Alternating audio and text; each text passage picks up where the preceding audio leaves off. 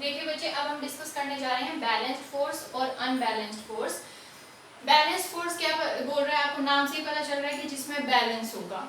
If the resultant of the applied forces is equal to zero, मतलब कि जितना force apply कर रहे हैं उसको बैलेंस करने के लिए अपोजिट फोर्स भी सेम ही होगा।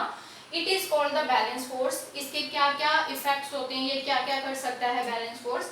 It does not cause any change of state of an object, क्योंकि अप्लाइड जो रिजल्टेंट है इसका, बैलेंस फोर्स का रिजल्टेंट जीरो हो जाता है, तो ऑब्वियस है कि जो उसकी मूवमेंट होगी या उसका जो स्टेट होगा उसमें कोई चेंज नहीं आएगा। These are equal in magnitude and opposite in the direction. इनका जो मैग्नीट्यूड होगा वो इक्वल होगा। मैग्नीट्यूड इक्वल तभी होगा ना बच्चे, क्योंकि इसने क्या क्या क्या बोला है यहाँ पे कि resultant of applied forces is equal to zero. ये तो तभी होगा अगर जो मैग्नीट्यूड है वो सेम है, बट उनका जो साइन है दैट इज जो उनका डायरेक्शन है वो क्या है, अलग अलग है। ठीक है।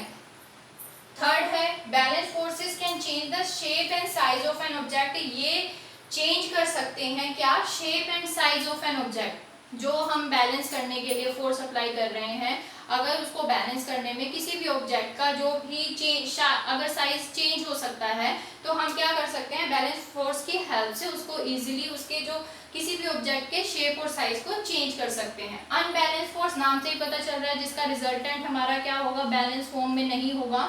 If the resultant of applied forces are greater than zero, the forces are called unbalanced forces। ये क्या क्या कर सकते हैं बच्चे, मूव और स्टेशनरी ऑब्जेक्ट, कोई भी ऑब्जेक्ट जो रेस्ट पे होगा उसको मूव कर सकते हैं। Increase the speed of a moving object, किसी भी ऑब्जेक्ट की जो भी मूवमेंट होगी उसको इंक्रीज कर सकते हैं क्योंकि ये अनबैलेंस फॉर्म में है। ठीक है।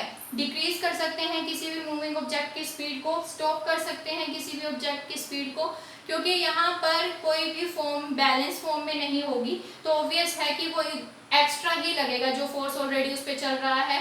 अगर हम किसी भी स्पीड को कम करना चाह रहे हैं तो अनबैलेंस फॉर्म की हेल्प से उसको और भी कम किया जा सकता है। Change the shape and size of an object. Force के जब इफेक्ट्स ऑफ फोर्स हमने डिस्कस किया था, तो वहां पर हमने ये पॉइंट डिस्कस किया था, तो ये पॉइंट तो जो अनबैलेंस फोर्स है और बैलेंस फोर्स दोनों में ही एप्लीकेबल है कि दोनों ही फोर्सेस क्या कर सकते हैं, चेंज कर सकते हैं shape and size of an object.